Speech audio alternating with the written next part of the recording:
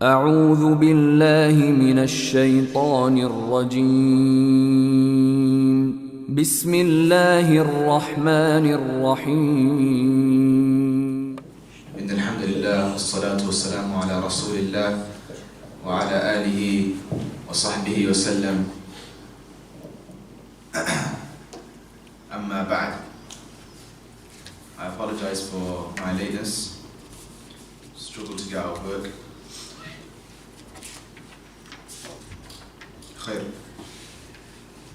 So today we are on now Uthman bin Affaan radiallahu anhu, who was the third Khalifa in Islam, the third Caliph who took rule of the Islamic Empire, and he was the one who came after Umar ibn al-Khattab radiallahu anhu.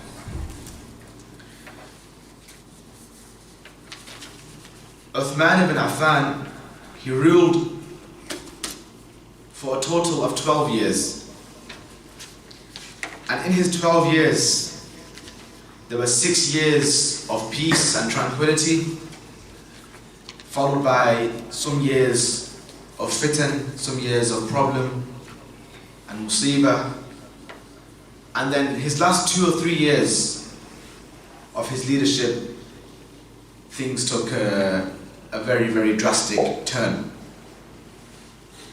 Uthman bin Affaan radiallahu anhu was a very, very shy, very, very modest individual. So they say that Abu Bakr was a man of wisdom, he was soft. Then we have Umar, who was quite stern and firm, followed by Uthman, who was very, very shy and very, very modest in his character, followed by Ali ibn Abi Talib radiallahu anhu, who was a warrior. He was very, very good on the battlefield. Uthman ibn Affan is from the 10 companions who were promised Al-Jannah. He was one of the 10 who were promised Al-Jannah. From them are, who knows the 10 who were promised Jannah? Any of them, who knows any one of them? The 10 companions who were promised Jannah in their life. صح عشر مبشر. Yes, Abu Bakr. Yes. Yes. Abdurrahman bin Auf. Yes, Abdurrahman bin Auf. Abu Hurairah. No, not Abu Hurairah. Zubayr. Sa'ad, Talha. Yeah, there's 10 companions who in their lifetime, Prophet sallallahu alaihi wasallam, he said, the hadith is authentic. He says that these 10, they have been given Jannah. So in theory, these 10 individuals, even if they did not do anything for the rest of their lives, Jannah was already written for them. And Uthman radiallahu anh, he was from them. This does not mean that the other companions, they are not in Jannah. Just because they are not part of the 10, this does not mean that they are not in Jannah, because Allah subhanahu wa ta'ala says, وَالسَّابِقُونَ الْأَوَّلُونَ مِنَ الْمُهَاجِرِينَ وَالْأَنصَارِ. Allah subhanahu wa ta'ala says that the migrants, the muhajirin, who left Mecca for Medina, then the Ansar, who were the people who lived in Medina at the time the Prophet sallallahu alayhi wa sallam arrived, وَالَّذِينَ تَبَعُوهُمْ بِإِحْسَانٍ, and anyone who followed them in goodness. رَضِيَ اللَّهُ عَنْهُمْ وَرَضُوا عَنْهُ. Allah says that Allah is pleased with them like they are pleased with Allah. وَأَعَدَّ لَهُمْ جَنَّاتٍ تَجْرِي تَحْتَهَا الْأَنْهَارُ خَالِدِينَ فِيهَا أَبَدًا ذَلِكَ الْفَوْزُ الْعَظِيمُ. And for them is gardens, Jannah, beneath which rivers flow. So Allah has promised all the companions Jannah. رَضِيَ اللَّهُ عَنْهُمْ. He is pleased with them, وَرَضُوا عَنْهُ, and they are pleased with Him subhanahu wa ta'ala.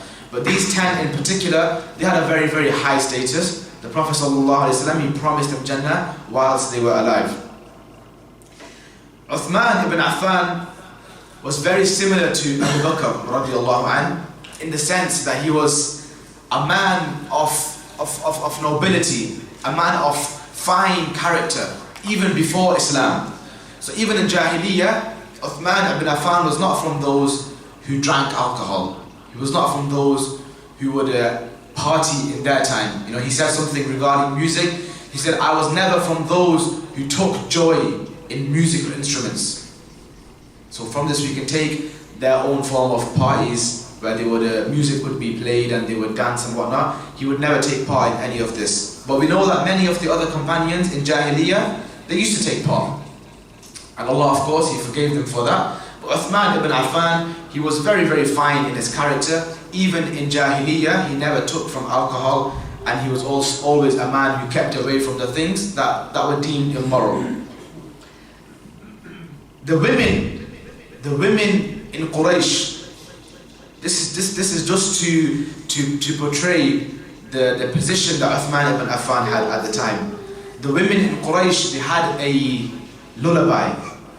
You know, when the child is sleeping, they sing a song for the child to help the child sleep. The women in Quraysh, they used to have a lullaby for their kids where they would say, "My child, I love you like Quraysh love Uthman." So this is how loved he was. And it's ajib because when we spoke about Abu Bakr, I emphasized that Abu Bakr was a man of honor. The Quraysh, they loved him, they praised him. Umar was a man of extreme honor. He was from the best of Quraysh. Likewise, Uthman was also a man that the Quraysh loved. Why? Because Allah subhanahu wa ta'ala, He gave Islam the very best of the people. He gave Islam the very best of the people. That's why they all had positions of honor and dignity in their tribes. The Prophet ﷺ, he entered upon his daughter, who became the wife of Uthman ibn Affan radiallahu anh, while she was washing his head. And he ﷺ, he said, "Oh my daughter, take good care of Uthman, for he is closest to me in his appearance and his character." So the Prophet ﷺ said that Uthman is closest to me and to our grandfather Ibrahim in his physical appearance and also in his manners and his character. Another narration, the Prophet ﷺ is reclining on his bed. Abu Bakr radiallahu anhu, he comes and he knocks on the door and he seeks permission to enter. Prophet ﷺ allows him to enter. He comes in, he sits down, he spends a few minutes speaking with the messenger, and he leaves. And in this conversation, the shin of the Prophet ﷺ is exposed. Okay, his shin is exposed. Abu Bakr leaves. A few minutes later, Umar radiallahu anhu, he comes, he seeks permission to enter the house of Prophet ﷺ. He enters, he sits, he speaks for a few minutes, and he leaves. Sometime later, Uthman radiallahu anhu comes. The Prophet ﷺ is sitting in the same position, reclining. Uthman radiallahu anhu comes, he says, "O Messenger of Allah, I seek permission to enter." He says, "Come inside." And before letting him inside, the Prophet ﷺ, he sits up and he fixes his garment. He makes sure his shin is covered. He sits up, he fixes his garment, he lets him inside. They sit, they speak for a few minutes. Uthman radiallahu anhu leaves. Aisha radiallahu anha, she says, "O Messenger of Allah, why is it that Abu Bakr radiallahu anhu came in? You spoke to him without changing your position. Umar radiallahu anhu came in. You spoke to him without changing your position. And then Uthman came in, and then you sat up and you fixed your garment." And the Prophet ﷺ said, "O Aisha, how can I not be shy from a man whom the angels are shy from?" This was Uthman radiallahu anhu. He also said, Uthman radiallahu anhu said, "The day after I gave allegiance in the hand of the Prophet ﷺ, the day I gave him allegiance, since that day I never ever touched my private part with my right hand in his life." This was the modesty of Uthman radiallahu anhu. Also he said that when I would shower, I would never sit upright. He would always cover himself and crouch and hide himself out of shyness and modesty. So Uthman bin Affan radiallahu anhu was a man whom the angels were shy from. This was his character. He was 7 or 6 years. Some narrations say 7, others say 6 years. I think 6 years is more stronger in its isnad. He was 6 years younger to the Prophet ﷺ. And in fact, he was born 6 years after the year of the elephant. And in the past 2 lectures that I gave, I used the year of an elephant as a reference point. For Abu Bakr, I said he was born 2 years after the year of the elephant. For Umar, I said he was born 12 years after the year of the elephant. Why? Because this was the year where the Prophet ﷺ was born, the year of the elephant. So Uthman radiallahu anh, he was born 6 years after the year of the elephant, which made him 6 years younger to the Prophet ﷺ in his age. He was from the clan, the Umayyad clan. The Umayyad was a clan within the Quraysh tribe. Banu Umayyah, the biggest and the most influential and the most wealthiest clan that existed at the time from the Quraysh. Okay, so each tribe had sub-tribes, sub-clans. And from these sub-clans, Banu Umayyah was the highest of them. Why? Because they were very, very wealthy. And even today, in this day and age, we see people who are wealthy. They might be ignorant. They might not have any sort of sense. They might not have any input in anything. But just because they are wealthy, they tend to have a position in society. That's how things work. So even then, Banu Umayyah, they had a very, very big impact, a very, very big part to play in Quraysh because of the wealth that they had. So Uthman radiallahu anhu was from the Umayyad clan. Not only was he from the Umayyad clan, he was from one of the biggest families within the Umayyad clan. And he was from one of the most wealthiest people that lived in Quraysh. His father died at a very young age. He died when Uthman was very young in age, and therefore he inherited most of what his father possessed. So as a young man, he became very, very wealthy, and he began to continue the business of his father. Uthman radiallahu anhu, perhaps because of his wealth, he also could read and write. He was from those who could read and write, and they say that he was considered as a golden child at that time. His clan, they loved him, and the Quraysh loved Banu Umayyah anyway, so by default he was loved, okay? He was a trader and also a cloth merchant. This was the business of his father, that they would deal clothing, and obviously he took the business from his father, so he became very, very wealthy, and he was known for one of the best people to go in terms of buying clothes and whatnot. Before Islam, Uthman radiallahu anhu, despite the wealth that he possessed, he was very generous. And they say that he would often give a lot of money to the poor people in Quraysh. Those who were less fortunate than himself, he would give them a lot of money, a lot of charity, even before Islam in Jahiliyyah. So we established that Uthman radiallahu anhu was like Abu Bakr in his character. Before Islam, they were very noble. They kept away from alcohol, they kept away from all immoral actions. And because of this, Abu Bakr radiallahu anh and Uthman radiallahu anh, they were very good friends. Okay, so we know Abu Bakr was very good friends with whom? Whom was Abu Bakr very, very good friends with? Prophet Muhammad sallallahu alaihi wasallam. And we said why? Because they were close in age and character.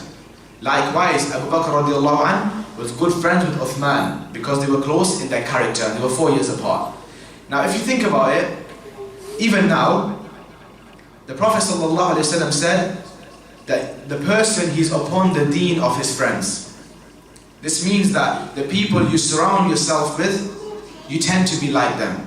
That's why if you approach a friend of someone, you find that they have similarities. You know, you tend to make friendship with those who are like you. So Uthman radiallahu anhu was a good friend of Abu Bakr radiallahu anhu. After Abu Bakr radiallahu anhu accepted Islam, he went and he started to give da'wah. And he went to his friends before he went to anyone else. From them was Uthman radiallahu anhu. After listening to Abu Bakr, he said, "Take me to Muhammad." So Abu Bakr radiallahu anhu took him to Muhammad sallallahu alayhi wa sallam. He said a few things to him. He recited a couple verses from the Qur'an.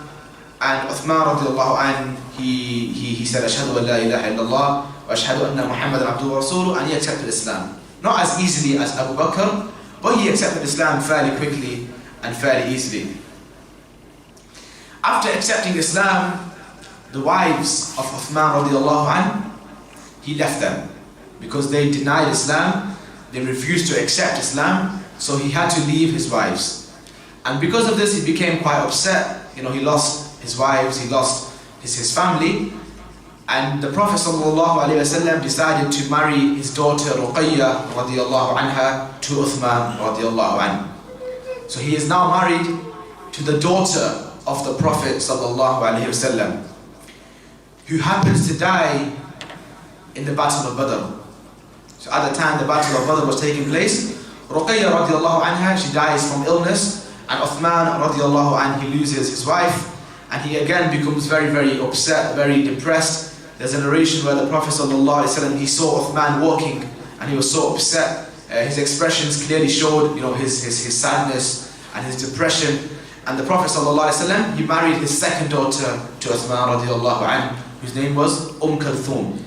So he married two of the daughters of the Prophet ﷺ, who also sadly died just 6 years later, and then he was left without a wife again.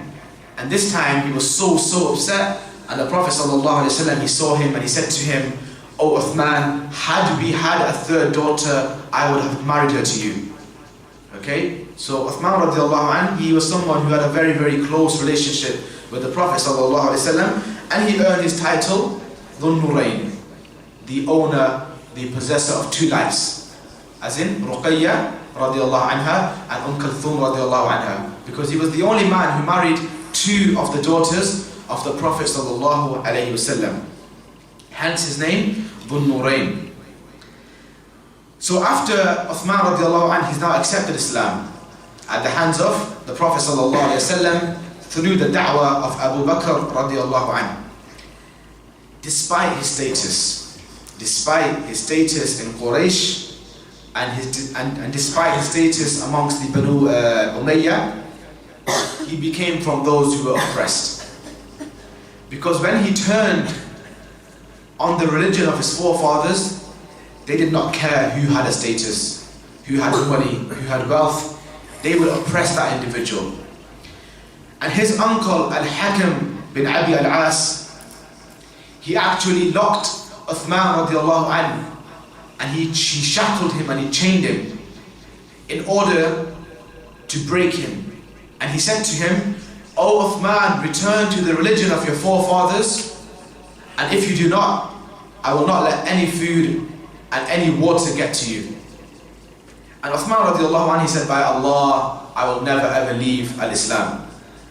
And after showing that he wasn't going to break, they obviously released him, but he continued to live in oppression from the people of Quraysh. In the fifth year of prophethood, following a very, very difficult fourth year, the Prophet ﷺ, he told some of the Muslims to migrate. We discussed this in one of the previous classes, but the Prophet ﷺ, he told some of the Muslims to migrate to Abyssinia. This is before the migration to Medina. Uthman radiallahu anhu and his wife Ruqayya radiallahu anha bint Muhammad sallallahu alaihi wasallam, them two were the first from a group of 12 Muslims to migrate to Abyssinia. And the Prophet sallallahu alaihi wasallam, he actually said that la shak, no doubt, that Uthman and his wife are the first people to migrate for Allah subhanahu wa ta'ala after the Prophet Lut alayhi salatu wasalam. So he was the first Muslim to migrate for Islam, but they went to Abyssinia. After leaving Mecca for Abyssinia, he spent some time in Abyssinia, and they returned back to Mecca. When they returned back to Mecca, they found that the Muslims had lived several years in oppression, even worse than before. So much so that the Quraysh, they had pushed the Muslims into a corner of Mecca, and they deprived any supply of water and food into that area. So the Muslims, they were living in oppression. They were living in very, very bad conditions, and they were being neglected by the people of Quraysh. They were being deprived from just their essentials, their food and their drink. When Uthman radiallahu anhu came back to Mecca and he found the conditions that the Muslims had been living in, he decided to use his wealth to smuggle water and food into the area where many of the Muslims lived in order to feed them. But the situation had worsened to to such an extent where, subhanAllah, the Prophet ﷺ, he had now decided to migrate to Medina. So Prophet ﷺ, he migrated, as we know, but with Abu Bakr, and after his migration, many of the Muslims, they followed, and they also migrated to Medina, and Uthman radiallahu anhu, he also then migrated to Medina. Now Uthman radiallahu anhu, he was the son-in-law of the Prophet ﷺ, okay? Which meant he spent a significant amount of time with the Prophet ﷺ. He had a direct relationship now. Because of this, Uthman radiallahu anhu, he studied Islam directly from Muhammad ﷺ. Okay, he studied directly under the Prophet ﷺ. He learned Qur'an directly from the Prophet ﷺ, and he was from one of the people who had actually memorized the scripture. As it came, Uthman memorized it. He memorized the Qur'an, and he was also a point of reference when it came to any issues pertaining to, fiqh, ablution, the praying, charity, so on and so forth. He was often a point of reference because of the knowledge that he had of Islam. And we find roughly 146 ahadith that are narrated from Uthman radiallahu anhu alone. So he was a scholar. He was from the early scholars. Even amongst the companions, he was from one of the scholars. The Muslims in Medina, okay, when they migrated to Medina, we need to understand one thing. The Muslims, when they migrated to Medina, they left everything in Mecca, okay? And the people of Mecca, they did not let them take anything with them because they had to leave in secret. So they had to leave everything behind. So when the Muhajirin, when those who migrated from Mecca arrived in Medina, they had nothing. Even those who were wealthy, they had to leave everything behind, and they had nothing. Okay? But because of Uthman radiallahu anhu, his wealth wasn't the wealth of his father. His father had died. His wealth was his wealth. It was the wealth of his family, of his clan. So he remained wealthy even after migrating to Medina. So now in Medina, the Muslims, they are settling in. The Ansar in Medina, they are going out of their way a great deal to accommodate the Muslims that have come from Mecca, to help them out. Many of the Muslims were living in the homes of the Ansar, living with them, sleeping with them, eating with them, until they managed to get back on their own 2 feet. During this difficult time, a Jewish trader, he owned a well in Medina. Okay, the well of Ruma. He owned this well, and this well was placed in a position where it was accessible to everyone from Medina. The well even exists today. This Jewish man, he realized that these Muslims that have come from Mecca, they have no wealth. Okay, they're relying on the Ansar. So what he did was he knew that they were desperate for water. The situation was such that they were desperate for water, so he increased the prices of water, so much so that it became so difficult upon the Muslims to purchase water. So he took advantage of that situation. So at this time, Uthman radiallahu anhu, what did he do? He went to this Jewish man and he negotiated with him, and he agreed to purchase half of this well, the well of Ruma. He purchased half of this well, and they negotiated terms, and they said that one day you will sell the water and one day I will sell the water. So on the day Uthman radiallahu anhu would sell the water, he would give it for free. He made this well fi sabilillah, and he said to the Muslims, why don't you all come on the day that is my well, take the water for free, take enough for the next day and go back to your homes. And then you don't have to come back the next day to buy water, and then when it's my turn again, you can come back. So he donated this well to the Muslims. And of course what happened? Everyone started to come on the day Uthman radiallahu anhu, he owned the well. This meant the business of the Jewish man dropped. No one went on his day, so he was forced to actually sell the whole well. And Uthman radiallahu anhu, he took ownership of this entire well and he gave it for the public, for the Muslims, fi sabilillah. Okay, the well of Ruma, and this well still exists till today. In fact, there is a a bank account in Saudi Arabia,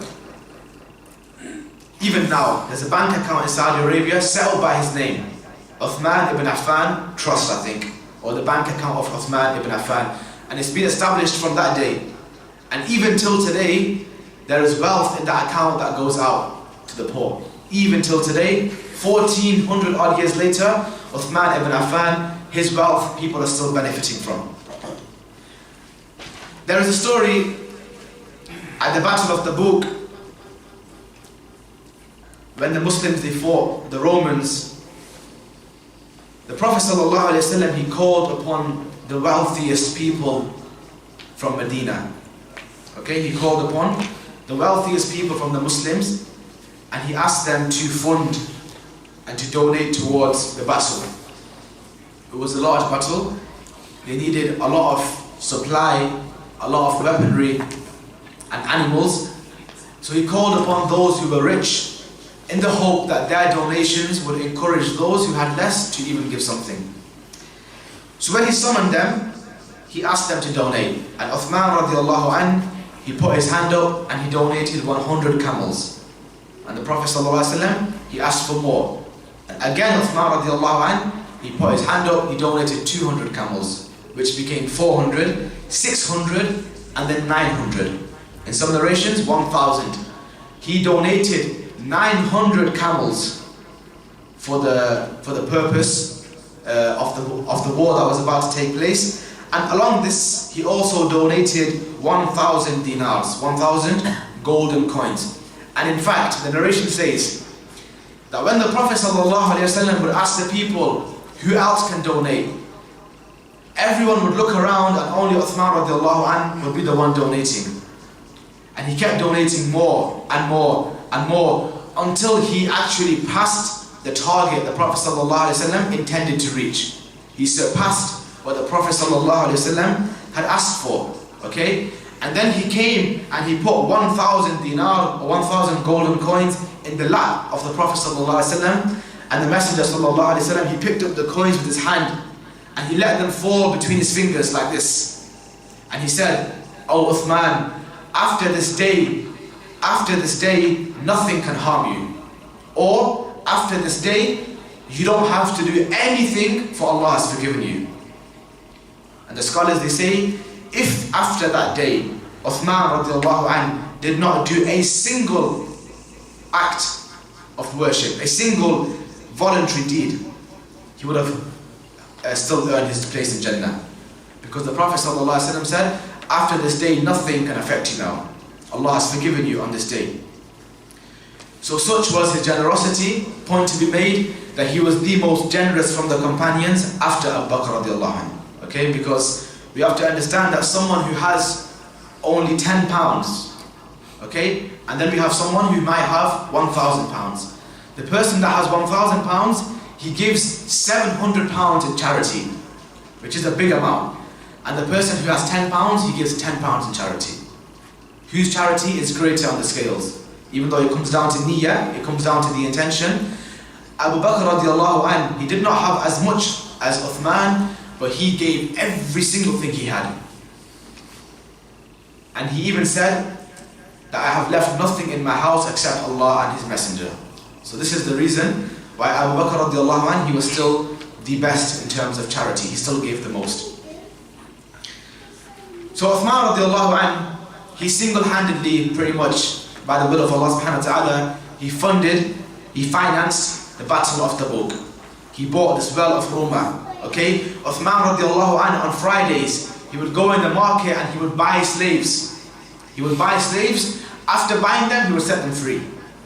He would only buy slaves for the purpose of setting them free. In fact, it is said about him that he never actually had any servants in his house because it wasn't his habit. Okay? It wasn't his habit to have any servants in his house. Rather, he would go and buy slaves just to set them free. Okay? Extremely, extremely generous man. Radiallahu anhu. Uthman radiallahu anhu, he was elected to take the position of Amir al-Mu'mineen, the Khalifa of the Muslims, by a shura, by a council of 6 men. Umar radiallahu anhu, he left 6 men to decide amongst themselves to elect the next Caliph. And amongst these 6 men, they decided that Uthman radiallahu anh is the one who should take the leadership, and he should take the role of leading the Muslims. This was a process of continuous consultation, okay, and discussion amongst the companions. And it was a time of confusion for the Muslims. There were small disagreements. A lot of the people, they said that Ali ibn Abi Talib should take the role of leadership because he is from the Prophet ﷺ's family. Others, they said no, Uthman, because he's from one of the great tribes of Mecca and he's been in Islam from the start.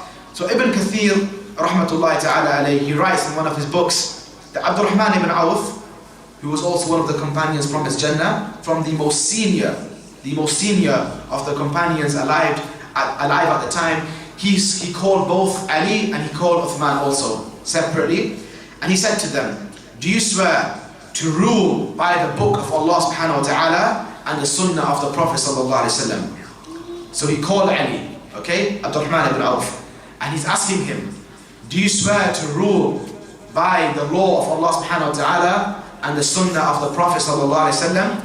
And Ali said, I intend to do it to the best of my ability. To the best of my ability, I intend to rule like this. He called Uthman, he asked him the same thing. Do you promise to rule by the book of Allah and the Messenger sallallahu alaihi wasallam, his sunnah? And Uthman said, nah, that's it. He said yes. And this was also a representation of Uthman radiallahu anhu as a person, a man of very few words. Okay, he wasn't one that would speak. It is said, to listen to him, you'd have to go awfully close just to hear what he was saying. Very quiet, very shy, very modest, a man of very, very few words. He said yes. And Abdurrahman ibn Auf, he then decided that okay, this man, he should take the Khalifa. And like this, Uthman radiallahu anhu, he was elected as the third Khalifa of Islam after the Prophet sallallahu alaihi wasallam. Immediately after being elected, Uthman radiallahu anhu, like those who came before him,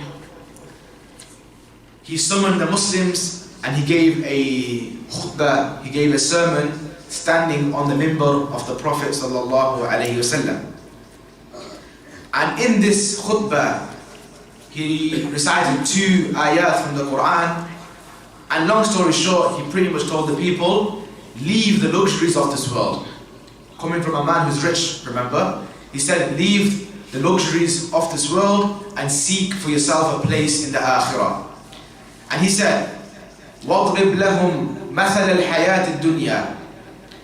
The example put forth for the people of this dunya, كَمَاءٍ أَنزَلْنَاهُ مِنَ السَّمَاءِ فَاخْتَلَطَ بِهِ نَبَاتُ الْأَرْضِ فَأَصْبَحَ حَشِيمًا تَذْرُوهُ الرِّيَاحُ. That the example of those who are in this dunya is like that of rain, of water, which is sent down from the sky. And it's sent down and it falls upon the crops and the vegetation. And because of the water, the crops and the vegetation, they grow and they become green and they become very, very healthy, okay? And then they dry out. After life is death. So after your crops are green and they have grown, they die out. That's how plants work. So they die out and they start breaking down into pieces. But there's the ruh al-riyah, and then a wind comes and it scatters these pieces all over the place. وَكَانَ اللَّهُ عَلَى كُلِّ شَيْءٍ مُقْتَدِرًا. Allah is able to do all things. So he said this ayah to them to explain to them that look, this dunya is a place where rain falls on the ground. Plants, they grow. Vegetation grows. After growing, what happens? They dry out, they break into pieces, and the wind scatters all the pieces everywhere. That's this dunya. That's the example of this dunya. And then he recited another verse from the Qur'an, Al-malu wal-banuna zinatul hayat dunya, that your wealth and your children, they are from the adornments of this dunya.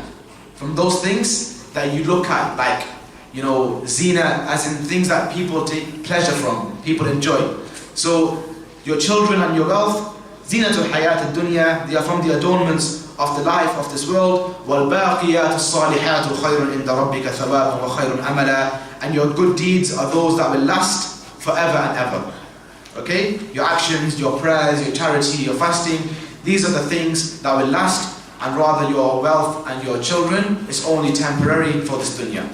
So after giving a sermon, reciting these 2 ayat, saying a few other words, he left. So this was the khutbah that he gave to the people. Okay? A little bit different to the khutbah given by Abu Bakr and Umar. Okay? His khutbah was more about forget the dunya, just worry about the akhirah. Okay? We remember that Umar radiallahu anhu in his khutbah, he said that I'm going to rule with justice. I'm not going to let anything under my rulership go out of control. I'm going to promise that I let the men return to their families after fighting. I promise to take care of your children whilst you're fighting. I promise not to make our military expeditions too long. So Umar's khutbah was different. Abu Bakr's was different based on their personalities. And Uthman radiallahu anhu, his was simply just forget the dunya. Worry about the akhirah. And such was the character of Uthman radiallahu anhu. After taking leadership, Uthman radiallahu anhu, he was 70 years old. He was an old man when he took the leadership. He was 70 years old at the time. And we said at the start that his Khalifa, it extended over 12 years. Okay? Once he became the Caliph, Islam had spread far and wide. In the time of Umar, we know that Islam had spread far and wide.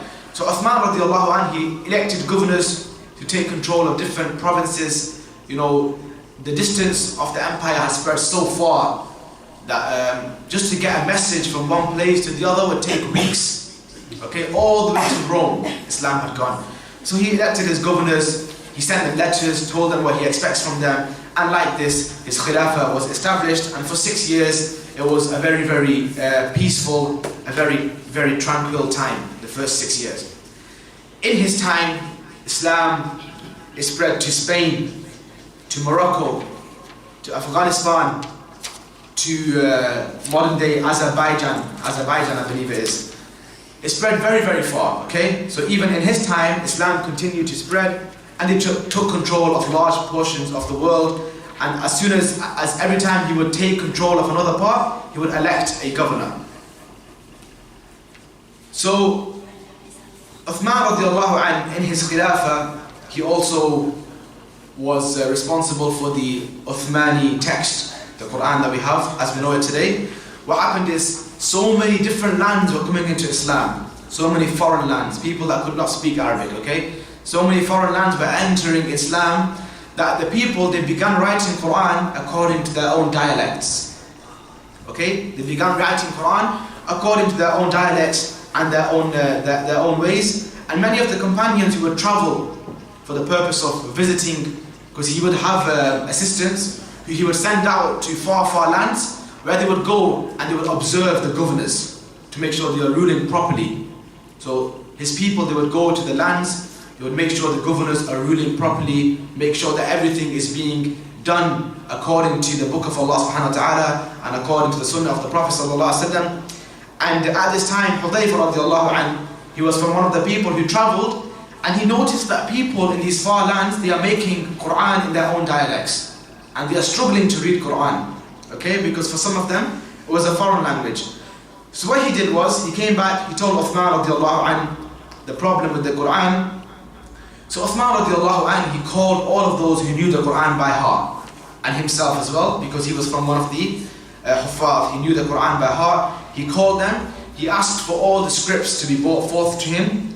Abu Bakr radiallahu anhu, he was the first man to compile the Qur'an in a mushaf. So Uthman, he called all of those who had any books in their house, he called them all, he took the books of them and he made copies of them, and he made them write it in an original text, which is now known as the Uthmani text. So this was something that Uthman radiallahu anhu, he did, and some of these original copies, they are still present till today. In Turkey especially, I think they have a copy.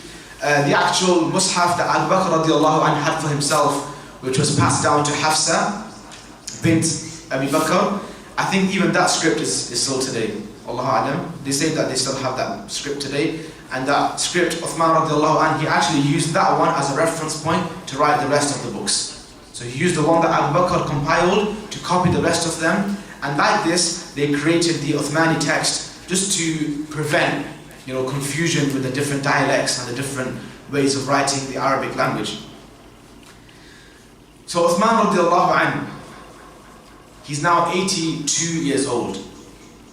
From his character we know two things. One, that he would fast every Monday and Thursday, and we also know that he would fast some months on alternating days. So fast a day, miss a day, fast a day, miss a day. Okay? He was a man who would fast in the days and pray in the nights. We don't know anything of Uthman except that he would recite Qur'an, he would fast and he would pray. He had no value for this dunya, as was emphasized in his sermon when he became the Caliph. Also, some of the narrations that we find from Uthman radiallahu anhu, they always drive this point home that leave the luxuries of this dunya. Maybe because he grew up in wealth, he knew what the wealth of this dunya meant. Maybe that's why he gave it such little importance. Uthman radiallahu anhu is now 82 years old. Okay, his Khilafah is coming to an end. He has ruled for 12 years. From them, 6 years of peacefulness, a few years of slight issues, followed by 2-3 years of extreme fitna. Now, Allah subhanahu wa ta'ala knows best. But from what we know, people in Egypt, okay, Islam was now in Egypt as well. People in Egypt especially, they began a fitna. Okay, and in fact, the Khawarij, this is a deviated sect that has existed from day one. Some of the people in Egypt, they started to make a fitna, in which they said that, have you not noticed that all the governors, they are from the same tribe as Uthman radiallahu anhu? He's appointing the people from his own tribe to govern the lands. And we also know that some of the governors, they were not what Uthman radiallahu anhu he thought them to be. Like I said, Islam had gone all the way to Spain, and he did his best to try and send companions to go and check things and monitor things and make sure that the leadership was being carried out in the correct way. But like in any day and age, the people of power, corruption comes to them. We find this throughout the history of Islam and also just the normal history. Okay, we find this, that the leaders, corruption gets to them. In the time of Imam Bukhari, the town that he lived in, the governor at that time, he invented lies. He was a Muslim governor. He invented lies against Imam Bukhari, saying that he is from the Mu'tazila, a deviated group. Why? Because Imam Bukhari refused to teach his kids in his house. He said, if you want to learn hadith, come to the masjid with everyone else. And he said, I am the governor. How can I bring my children to the masjid? You come to my house. Imam Bukhari said, no. You want to learn Islam? Come to the masjid. So he became corrupt. Arrogance, ego. He started to invent lies against Imam Bukhari, so much so that he was even attacked by the people of the town. So we find that governors, some of them, the corruption did take them, okay? The power got to their heads, and perhaps some of them, they became corrupt. So Allah subhanahu wa ta'ala knows best. But the Muslims in Egypt especially, the young Muslims, the young men, they began this fitna saying that, look, Uthman, he's elected people from his own tribe as governors. And these people, they are not ruling properly. They are taking from our wealth. They are taking from the treasury for themselves, for their own families, and they are not establishing justice amongst the lands. So they started to turn on their governors. Okay, this is one of the initial stages that happened, that they began to turn on their governors. And what happened is, they decided to go to Medina themselves. They decided to take the matter to Uthman radiallahu anhu directly. On their way to Medina, they meet some of the messengers of Uthman who are going back and forth between the different lands with letters, and they come to know that Uthman radiallahu anhu, he has no intention of listening to us. He's not intending to take anyone down from leadership, any of the governors, or to replace them. So they became very angry. They began to think that Uthman radiallahu anhu, he's just appointing the people from his own tribe, and he doesn't care about anything. When they got to Medina, they went to Uthman radiallahu anhu and they said to him that, you need to either leave the Khilafah or you need to listen to what we are saying.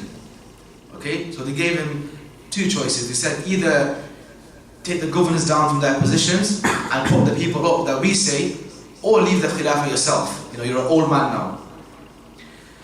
Now, Uthman radiallahu anhu, he does not want to create any sort of fitna. Okay, he's 82 years old. He doesn't want to take down a governor and then for the governor to rebel and then for him to form his own army and then to fight the Muslims and then for there to be chaos. He doesn't want any problems. So instead of taking them down, he decides to just send a warning out to people saying that, listen, there's been complaints regarding your rulership. Make sure that you establish your rulership upon the Quran and the Sunnah. He intends not to take anyone down. So this group of rebels, okay, they become infuriated. They want their voice to be heard. So what they do is, they decide to stay in Medina and they decide to protest against Uthman radiallahu anhu. They decide to protest on the streets outside the house of Uthman radiallahu anhu. And by protesting, I mean throwing stones upon the house of Uthman radiallahu anhu, upon his walls. Throwing stones and saying to him, leave it and we will leave you. What was leave it? The Khilafah. Leave the Khilafah and we will leave you. And Uthman radiallahu anhu, he was such a humble man. He actually, a part of him agreed. He said, you know what, I'll leave the Khilafah. I'm 82 years old. I don't want any problems in my kingdom. But he consulted some of the companions, Ibn Abbas radiallahu anhu, Ali ibn Abi Talib, the others that were alive. They came to him and they reminded Uthman radiallahu anhu of a hadith that was very, very famously narrated by the Prophet sallallahu alaihi wasallam, in which he said to Uthman, "O Uthman, perhaps Allah will clothe you with a cloth. Perhaps Allah will clothe you with a cloth, and the people will ask you to remove this cloth. Don't ever remove the cloth." Okay, this is the actual hadith. The Prophet ﷺ said, "O Uthman, perhaps Allah will clothe you with a cloth, and the people will demand that you remove this cloth, but don't ever remove that cloth." And Ibn Abbas radiallahu anhu, he came and he said to Uthman radiallahu anhu that the Prophet ﷺ was talking about your khilafah. Okay? He was talking about your khilafah. Allah has given you the khilafah in your hand, and it's upon you to obey the Messenger ﷺ and to not let this go, to not leave the khilafah. And because of this, Uthman radiallahu anhu, he refused to step down. Because of this one hadith of the Prophet sallallahu alaihi wasallam. There is also some other things that the Prophet sallallahu alaihi wasallam, he prophesies. There's a narration where he called Uthman radiallahu anhu, and he called him very, very close, so close that he was whispering in his ear, and no one else they heard what he was saying except for the fact that he was whispering. And after whispering, Uthman radiallahu anhu would move back and he would say, "I understand, I understand." And then they would continue whispering and he would say, "I understand, I understand." And the scholars, they say, this was when the Prophet ﷺ was telling him about this in more detail, telling him that, look, Allah will clothe you with a cloth, the people will try and come and take it from you, don't give up. Okay? Don't give up what Allah has given you. Also, the Prophet ﷺ, he said, when they were on one of the mountains, the mountain was shaking. I think it was Uhud, okay? The mountain was shaking, and the Prophet ﷺ, he stamped on the mountain and he said, "O mountain, stop shaking, for standing upon you is a messenger, a Siddiq, and a martyr." And at that time, Muhammad ﷺ, Abu Bakr and Uthman radiallahu anhu, them three, they were on the mountain.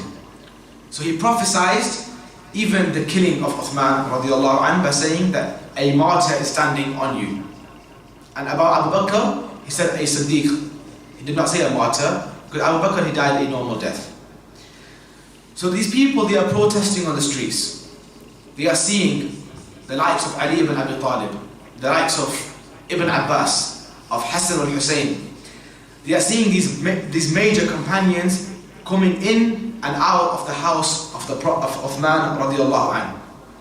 Days are passing, and Uthman radiallahu anhu, he has not sent out any sort of message saying that I have stepped down. So what they do, they turn their protest into a riot. Now they are throwing stones at the house aggressively. Uthman radiallahu anhu, he comes out and he says to the people, he says, fear Allah. I have women in my house. My family is living in my house. You are causing harm not only to me, you are causing harm to my family as well. Okay, you have a problem with me, not with my family. And one of the people, one of the young men, he said, oh Uthman, we are not throwing the stones, Allah is throwing the stones. Okay, this is how they were. The Khawarij, this is how they were. He said, we are not throwing the stones, Allah is throwing the stones. And Uthman said, you foolish man, if Allah threw a stone, do you think he would miss me? Do you think the stone would go and hit my wall and not my face? And that man who said this, he ran away. He left the gathering, okay? These are people who have a lot of emotion. They've been, Allahu A'lam, where they have this anger inside of them. They came all the way from Egypt to Medina just to protest outside the house of Uthman radiallahu anhu. They want their voices to be heard. They want their own governors to take leadership. They want the tribes of Mecca to step down from leadership. And they have so much arrogance and so much pride in their heart that they think what they are doing is for Allah subhanahu wa ta'ala. And we find this even now, okay? The Khawarij even today, they kill people and they say we are doing it for Allah.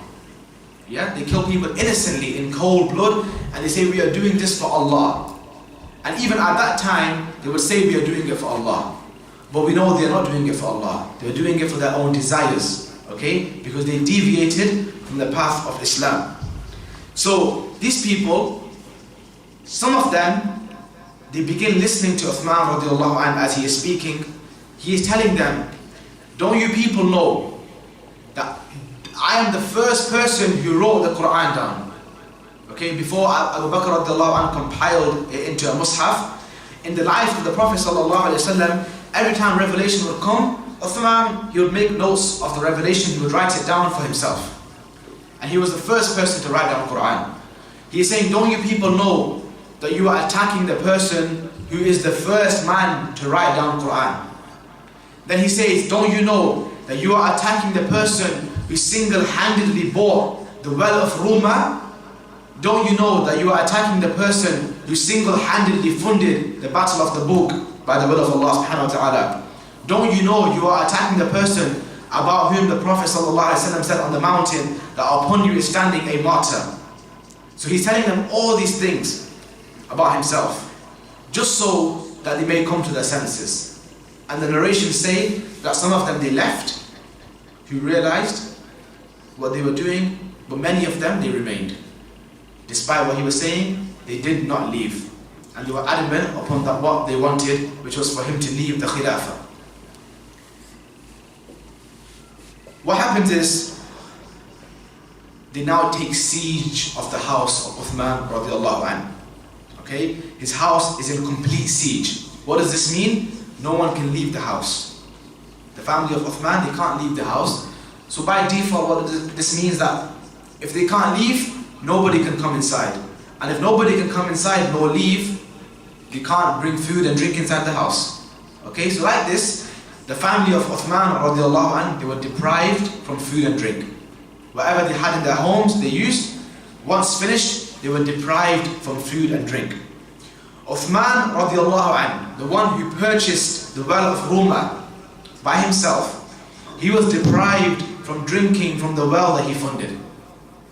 Okay? He was not allowed water from the very well that he paid for.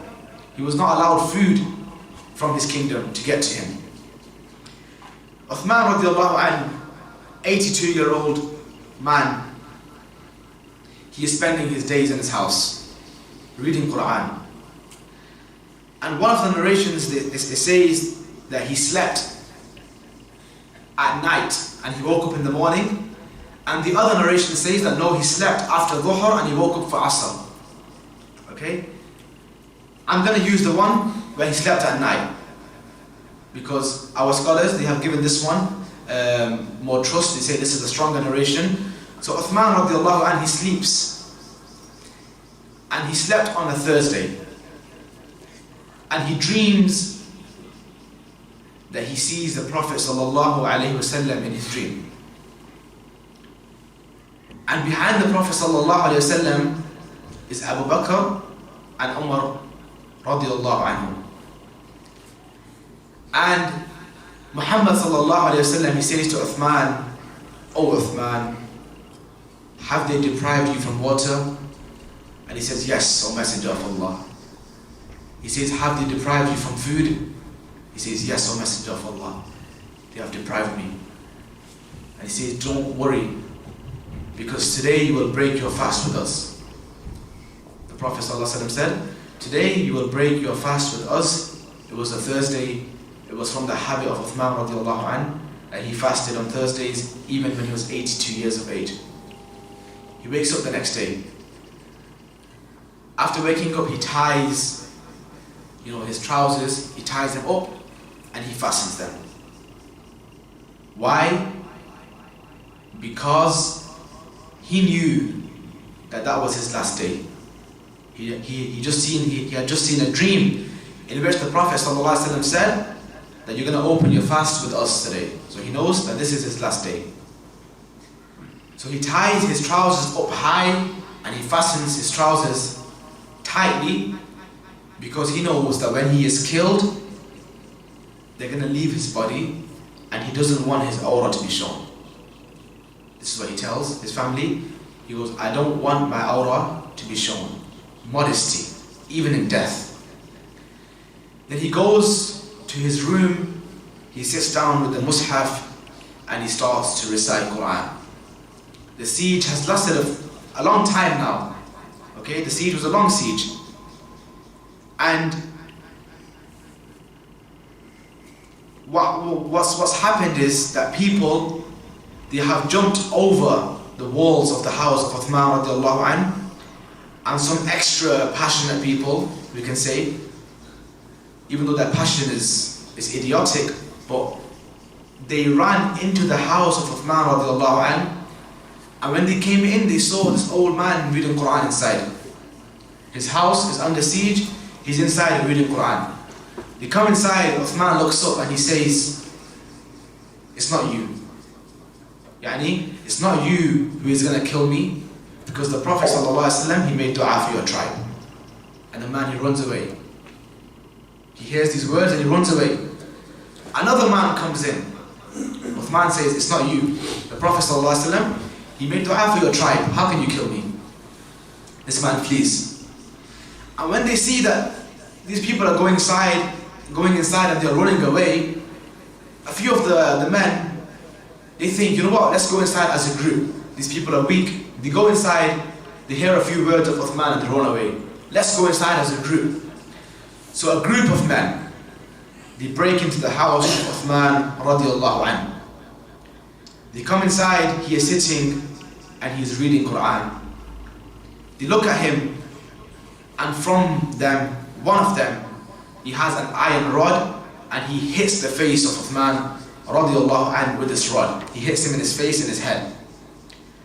And blood, it spills out from his head onto the Qur'an, and Uthman radiallahu anhu, he drops onto the floor behind him.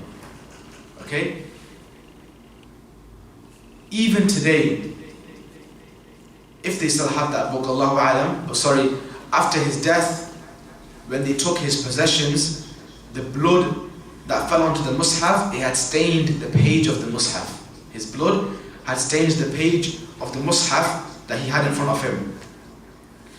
So he falls down and he's bleeding now, and another man who has a sword, he strikes a sword about to attack Uthman, and as a man does in that situation, he raises his hand to protect himself and he takes the hand off of Uthman radiallahu anhu. Takes the hand off. And Uthman radiallahu anhu, in that pain, he says, "Wallahi, you just removed the first hand that wrote down Qur'an. That wrote down Qur'an, you removed that hand. And this other man, there's a group of them, they all want to do something. They all want to take part. One is hitting him this way, one is hitting him that way. They all want to come in and do something. This other man, he has a dagger. He comes out, he's about to stab Uthman radiallahu anh in his stomach, and the wife of Uthman, she no longer can watch. She's screaming and crying. She no longer can see this old man radiallahu anh being attacked like this. She runs in to try and stop him. And they even cut one of her fingers. They push her, they cut one of her fingers and they push her. These people are Muslims. These people were Muslims. Abu Bakr radiallahu anh, when he died, what did he say? When he found out that Abu Lu'lu al-Majusi killed him, what did he say? Last week we said, what did he say? Umar ibn Khattab, yes. When he was killed by Abu Lu'lu al-Majusi, what did he say? Anyone remember? He wasn't killed by a Muslim. Yes, he said, Alhamdulillah, praise be to Allah that I was not killed by a Muslim. Because the Prophet ﷺ, he prophesied that in the time to come, there would be fitna amongst the Muslims. There would be bloodshed amongst the Muslims. And when the house of Uthman radiallahu anh was under siege, many of the companions, they came and they said to Uthman, "Oh Amirul Mu'mineen, give us permission to fight them. They're gonna kill you. Give us permission to go and fight them." And he said, no. He said, "I don't want a single drop of blood to be shed in my cause. I don't want me to be the person who starts that prophecy of the Prophet ﷺ where bloodshed was killed amongst, bloodshed fell amongst the Muslims. The blood of Muslims was shed from amongst them. They fought themselves, between themselves. He did not want that burden on his head. That's the only reason why he did not let them fight them. He said, I don't want a single drop of blood to be shed in my cause, not for me. No one's going to die for me, okay? So his wife, she loses a finger, radiallahu anha. And this man, he dags with the dagger, he stabs Uthman radiallahu anh in his stomach, piercing him. And when they see that he's unconscious, he's passed away, this other man who didn't get to do anything, he comes to his dead body and he stabs him in his chest 6 times. 6 wounds were found on his chest. 6 times he stabbed him, radiallahu anh, and they left. They left thinking they had accomplished something. They left thinking that they had done something for the sake of Allah. They left thinking that this man, he did not give up Khilafah, something that Allah had given him. He did not give up his Khilafah, therefore we took it from him. They thought they were soldiers of Allah subhanahu wa ta'ala. Little did they know that they are the coals of Jahannam. They were the burning coals of the hellfire. They kill Uthman radiallahu anh and they leave. Some of the companions and the family of Uthman, they come, they clean up the blood, they take his possessions, and it's narrated that, in a Sahih narration, that the mushaf that was open, the page that he was reading at the time he was killed, the blood that fell on the page, it fell on the ayah, فَسَيَكْفِيكَهُمُ اللَّهُ وَهُوَ السَّمِيعُ الْعَلِيمُ, that Allah will suffice you against them, وَهُوَ السَّمِيعُ الْعَلِيمُ, and Allah is the all-hearing, the all-knowing. His blood fell on the ayah, فَسَيَكْفِيكَهُمُ اللَّهُ, Allah will suffice you against them. So we say, Allah will suffice Uthman radiallahu anh against those who killed him in cold blood. The companions, they decided to bury Uthman radiallahu anh in Baqi, and when they were taking his body, some of the rebels who had still not left Medina, they began throwing stones upon his janazah. And they said that we will not allow you to bury him.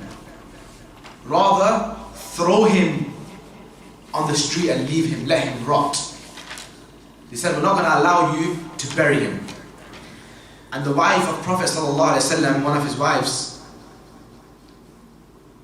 she said, if you don't let us bury Uthman, I will take off my scarf, my hijab, and I myself will come on the street and I will bury him. This was the threat, okay?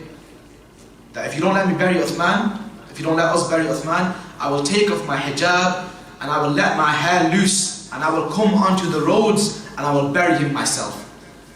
So when they hear this, the wife of the Prophet ﷺ, not that they have any love for the Prophet ﷺ, but because they were, Muslims, and when they heard this threat, they took a step back and they allowed for the burial of Uthman radiallahu anhu to take place. So he was buried radiallahu anhu, and from there pretty much the trials and the fitan in Islam, it began, and it gets worse and worse. We will discuss next week in the life of Ali ibn Abi Talib that how things they deteriorated. These rebels that killed Uthman radiallahu anhu, about them is said that when Abu Musa al-Ash'ari radiallahu anhu, when he came back to Medina from his journey, he went out to travel, he came back and he saw outside the masjid a group of people surrounding this man who was disabled from head to feet. He was crippled in his hands and crippled in his feet, unable to walk. And Abu Musa al-Ash'ari, he came to see, people were surrounding and crowding him. He came to see, he looked, and this man, he looked up at Abu Musa and he said, "Oh Abu Musa, go away." And Abu Musa says, "How do you know who I am?" He said, "I know you, we all know who you are, but you don't know who I am." And he said, "I am the person who attacked Uthman radiallahu anhu at the time of his death. He became crippled. Allah took away his hands and his feet. He became disabled." Another companion, Abdullah ibn Mubarak, another companion radiallahu anhu, he went to make Umrah in Mecca. He was making tawaf of the Kaaba and he sees a man who is touching the Kaaba and he is crying and he is making this dua, "Oh Allah, forgive me, but I know you will not. Oh Allah, forgive me, but I know you will not." And the companions, they had knowledge. When they would see something wrong, they would go and rectify it. So he went to the man and he said, "Why are you making such a dua? Allah forgives all sins." He said, "No, you don't know who I am." He said, "Allah forgives all sins." He said, "I am the man who stabbed Uthman radiallahu anhu in his stomach."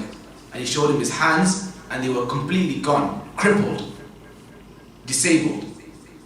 And he said to him, "No, you're right, Allah will not forgive you, go away. Leave the haram." He ordered for him to be taken away. So we know that the people that rebelled against Uthman, especially those who actually killed him, about them there are many narrations where they all died the most terrifying of deaths. They died worse than dogs. They lived their lives in depression. Some of them lost everything. They lost their hands, their feet. They became disabled and crippled. And they died very, very terrible deaths. Allah Azza wa Jalla, He punished them. And Allah knows best, but He will punish them in the hereafter as well. They killed Uthman radiallahu anhu, saying that we are doing it for Allah, but rather their crime is something that will not be forgotten. Okay, and these Khawarij at that time, from this whole fitna started, we will see that how they get worse and worse. And even today, the characteristics of the Khawarij are exactly the same. That they say we are doing something for Allah, yet they are causing damage to Islam. Okay, so they killed the ruler. How much damage did they cause Islam by killing Uthman? And they said that we are doing it for Allah. And even today, they say the same thing. They are doing something for Allah, Yet all they are doing is that they are causing problems and they are causing damage to the Muslims. And such was the tragic end of Uthman radiallahu anhu. You know, the most shy, the closest in physical appearance, the closest in his character, his mannerisms to the Prophet sallallahu alaihi wasallam. We ask Allah Azza wa Jal to give those who killed him what they deserve, and we ask Allah to elevate and to raise the companions above the lies of the people. أقول قولي هذا واستغفر الله لي ولكم ولسائر المسلمين من كل ذنب فاستغفروه إنه هو الغفور الرحيم.